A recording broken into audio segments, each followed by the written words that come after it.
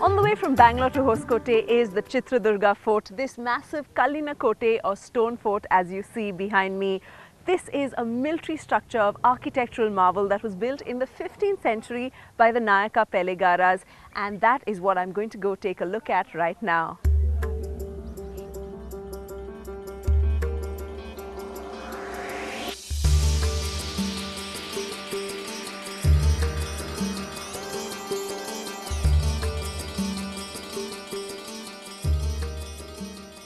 As you can see behind me, the fort and the boulders form such a pretty picture against the sky, and that's the reason this is called the Chitradugra fort, because this image forms a natural artistic picture.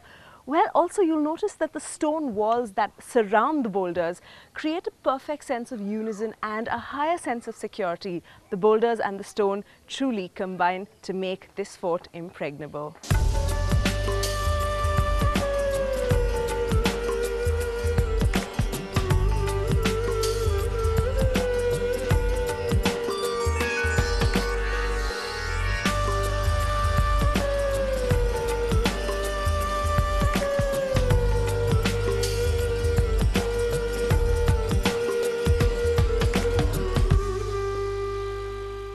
Once you get to this spot, you're almost amidst 8 temples.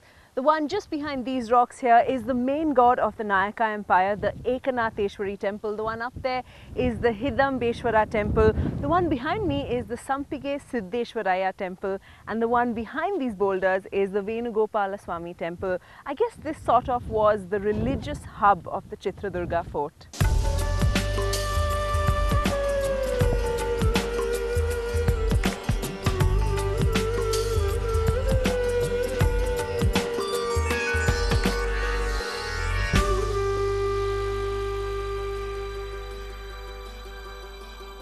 I've been sitting around in Chitradugra fort wondering about all these big boulders and who would ever be able to climb it.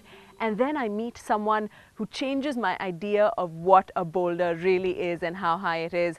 The modern day monkey man. Hey Raja. So Raja is going to do something that I have never ever thought was possible. Go right ahead.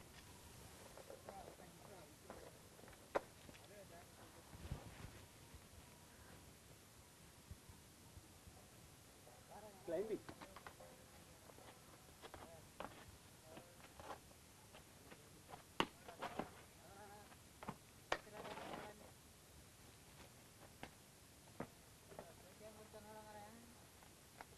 Oh my God.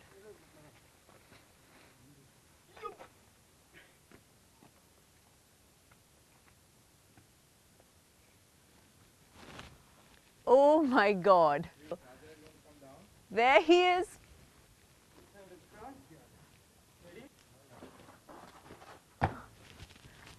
Wow.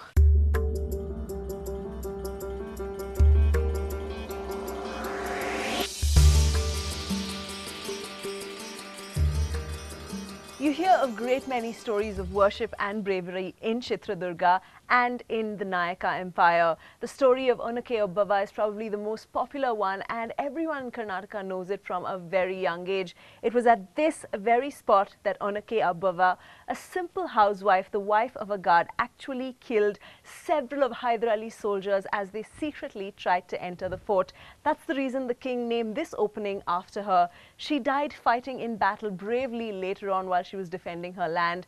Now that truly is an inspiring story of bravery and courage.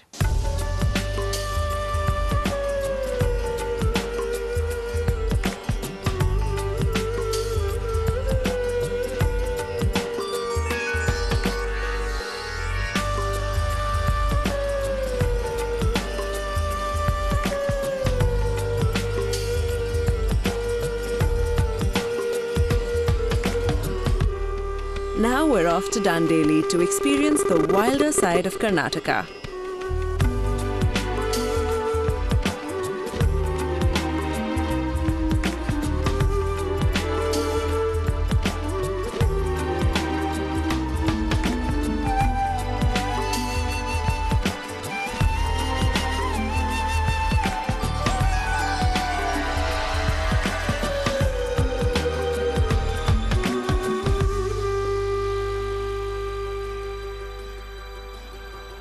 Apparently, it's not just good enough that you see the wild, you've got to experience it. And that's what I'm going to do. I'm going to get down and get soaked with some good old river rafting. I'm in Karwar district on the banks of the river Kali in the Dandeli Reserve Forest, and well, this is known as the adventurer's mecca. You can do some canoeing, some kayaking, some river rafting, and even a jungle safari. Now I'm off to check the adventurer in me. I'm headed for some river rafting, and I hear there are a few crocodiles in these waters, so I think I'm going to be in some pretty good company.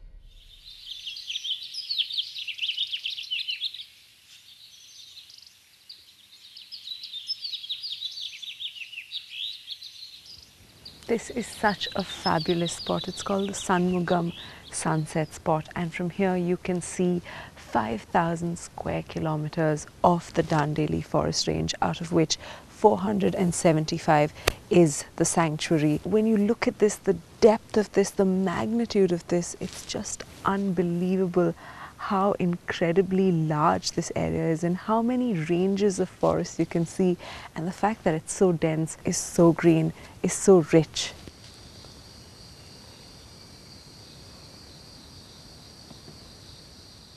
Okay, that there is a monitor lizard, and he's made his home in one of the nests of the woodpeckers. So the woodpecker does all the hard work and he gets free accommodation.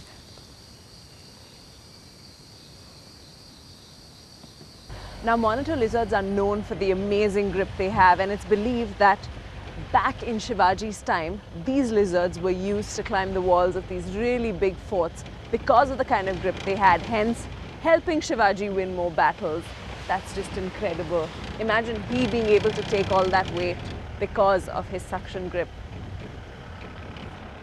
So we've already heard about the crocodiles in the Kali River. Now apparently it's time to check them out. One of the best things about being in Dandeli is the fact that you get to see such a lot of wildlife, and one of them, of course, is a crocodile. I'm really looking forward to that.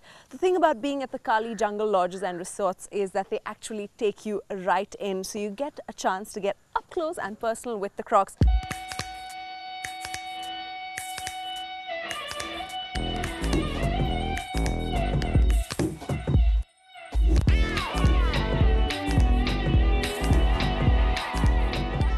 In this stretch that I'm currently traveling on, it's a 3-kilometer stretch. Apparently there are up to 200 crocodiles. That is a really, really large number.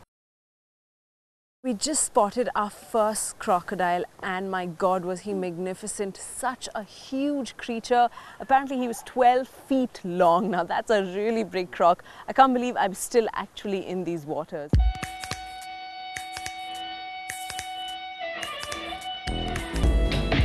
This evening, this light, this water, it truly is a magical experience. One in a million, right here in Dandeli.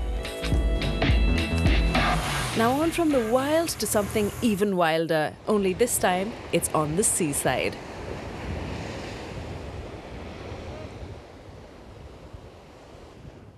The main island is all the way across those waters, and to get here all you have to do is take a short boat ride, and once you're here you can check into these lovely cottages at the Devbagh Beach Resort. You can soak in the water, soak in the lovely sand, and of course there's a ton of stuff to do. You can go kayaking, canoeing, snorkeling, even try and spot some dolphins. And if you don't want to do any of that, well, it's the perfect place to kickstart a lazy beach holiday.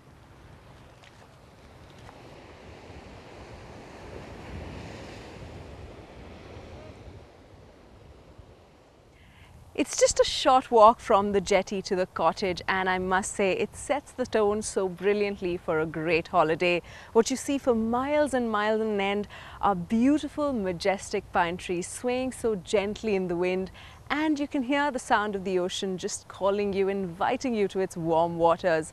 And this area, so cool and comforting, it truly has the most magical effect.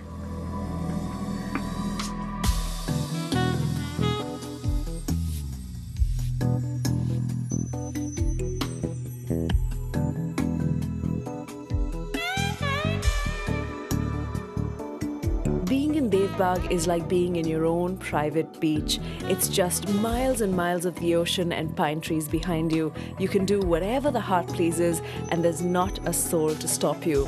Just let the mind wander. After the wide, expansive beauty of Devbag, just before we headed off to the beautiful, famous Om Beach, one quick pit stop at the Yana Rocks. Just 60 kilometers from Karwar district, the Yana Rocks are natural formations of black crystalline limestone, and legend has it that these form the images of Shiva and Parvati. I'm telling you, this is a must-do for all you trekking enthusiasts.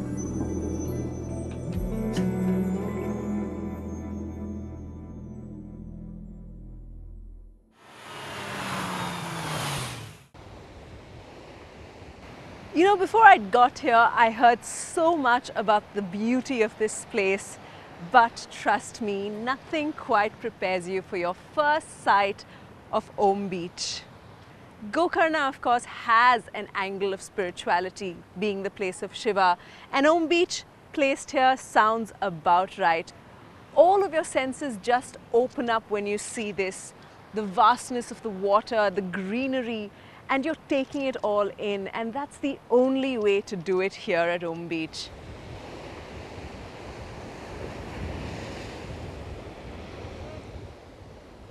Once you get up here, it changes everything. It's just a small little adventurous trek up, and it's so rewarding because you end up at this spot.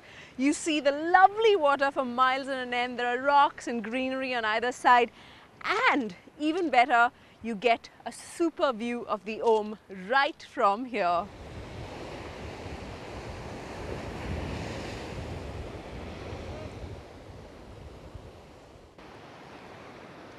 When you're finishing off a day at Om Beach, you get to see a beautiful sunset and so many other beaches just a couple of minutes away. There's so much to enjoy here. The serenity and the quiet of this place just gets to you in the nicest way. What I like most about this is that I started off on a spiritual trip, and I have had that experience. That is what Om Beach is about. You can do what you want and feel that absolutely energetic vibe.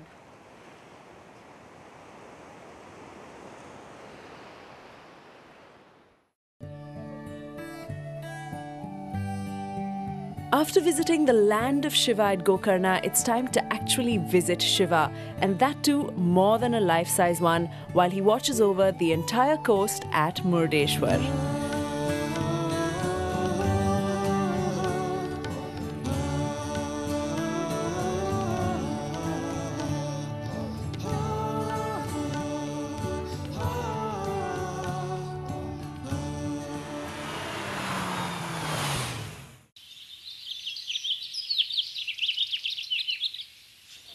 We move on to Shimoga district to witness nature's headlong tumble as the Sharavati river takes a drop of over 900 feet to form 4 different cascades, locally known as Raja Rani, Rover and Rocket, to form Asia's highest waterfalls. The Jog Falls is spectacular by the daylight, and by moonlight it is absolutely breathtaking.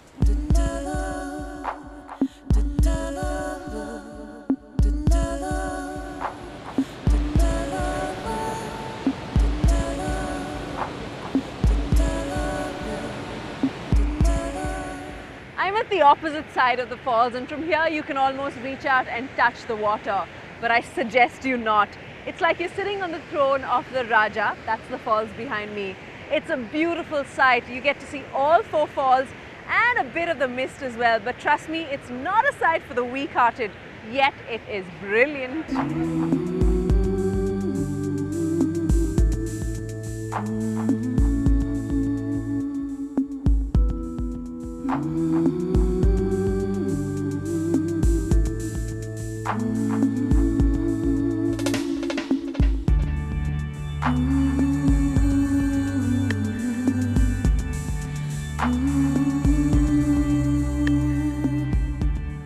I just walked down 1,400 stairs. That's 3 kilometers down to reach this magical spot, and it is so beautiful to just be able to sit here amidst all these boulders and have joke falls tumble down upon you. So completely great.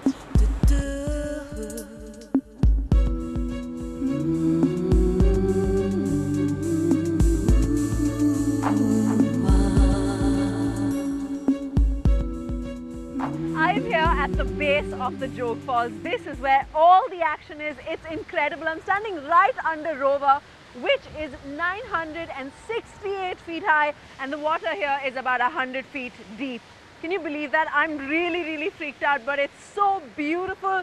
The wind, the water blowing in this direction, the greenery, it's all so worth it. The fun of being in Joke Falls is getting completely soaked in this fashion. After a day of being completely soaked in, it's time to move on from nature's high point to the high point of Karnataka history.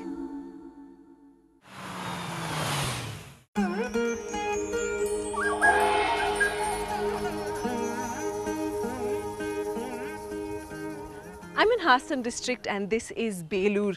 Now Belur was the first capital of the Hoysala dynasty, and the temple I'm standing outside right now is the Chenna Keshava temple, built in the 12th century by Hoysala Vishnuvardhana to commemorate his victory against a Chola viceroy.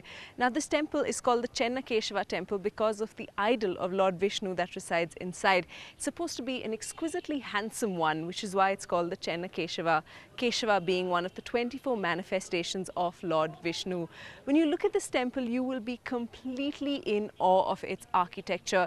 Truly is remarkable. You'll be taken in by the execution of idea and creativity, by the stories that every corner tells you, and just by the definition of the carvings that have been done on the soapstone of this structure.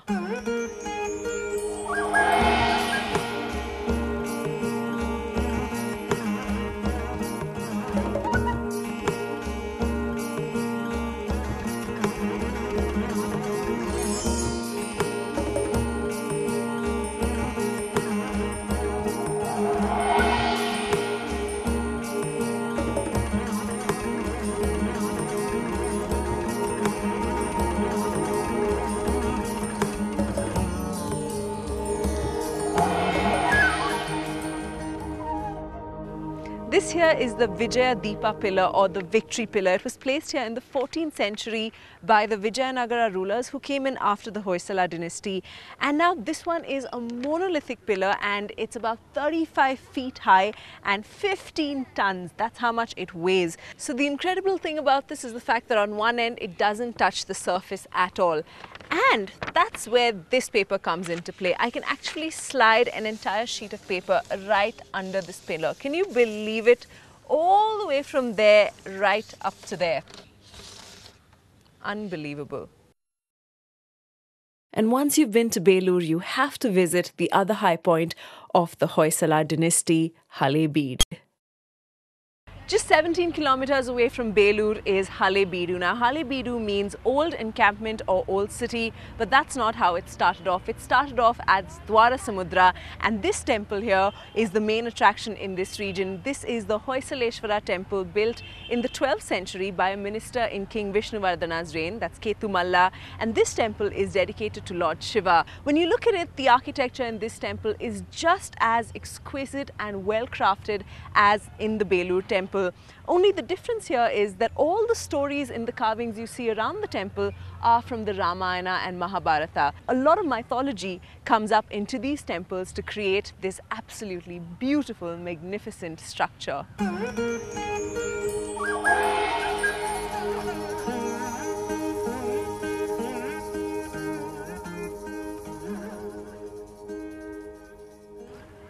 What's incredible is that the stories that are told on these walls, it's like reading the book itself. Every detail, every character, every characteristic trait is so well depicted. It's not just that the carvings are amazing, the kind of detailing that has gone into creating the building itself. I'm here and there's actually a groove that goes completely in, so I'll be hidden entirely. And the detailing right here on these walls, each and every groove, each and every nick and corner is so perfectly etched. It is incredible.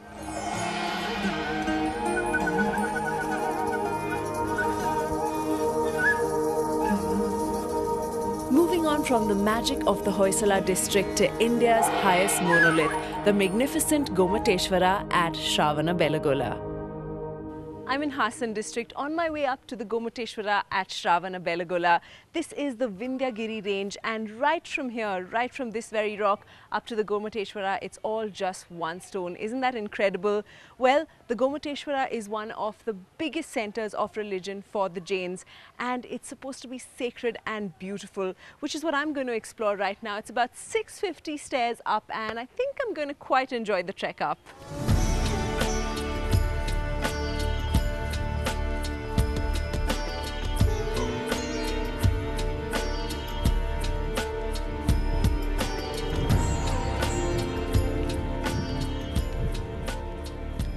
I'm almost halfway up to the Gomateshwara statue, and from here you can see all of Hassan district. What an absolutely beautiful terrain, and on a day like this with skies like this, it really is beautiful. Now if you look across, that is Chandragiri, and that is where one of the oldest Jain temples in South India stands. It's over 2000 years old. That is where Chandragupta Maurya came with 12,000 Digambara gurus and his Guru Muni, Bhadrabahu, and he came here to meditate. This is also where his Samadhi is, and this absolutely lovely clean water body you see is the Kalyani Tirtha, which is also very closely associated with the Gomateshwara.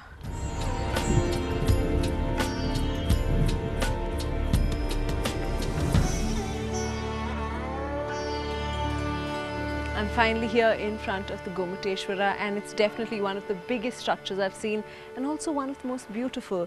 It's actually 58 feet high, going right into the sky, and as beautiful as the structure is, so is the story behind it. It was built back in the 10th century by a minister who was with the Mysore Wadiyar king, a minister called Chaundaraya, and while passing through this region, he spent one night in the hills across the Chandragiri hills, and he had a dream there where he was visited by Kushmandini Devi, and she told him to set an arrow off in the south direction, and whichever rock the arrow hit, he was asked to build a statue of the Gomateshwara, and the arrow hit this huge rock, and that's how this monolithic structure came to be.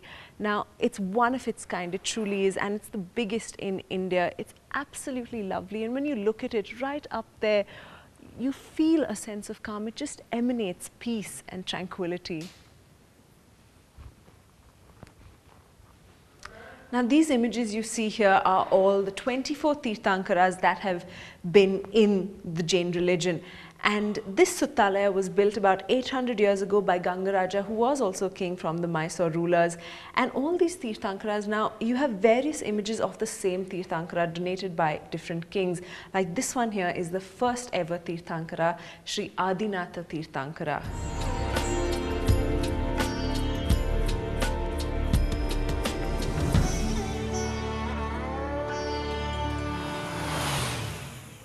After seeking the blessings of the Gomateshwara, it's time to move further down into the district to live the high life in Coorg. You hear so much about the coffee plantations and the famous Coorg hospitality, and I'm just headed to get a taste of that. I've been invited by Mr. Appaya to join in the festivities of Kailpod, and I'm telling you, I can all tell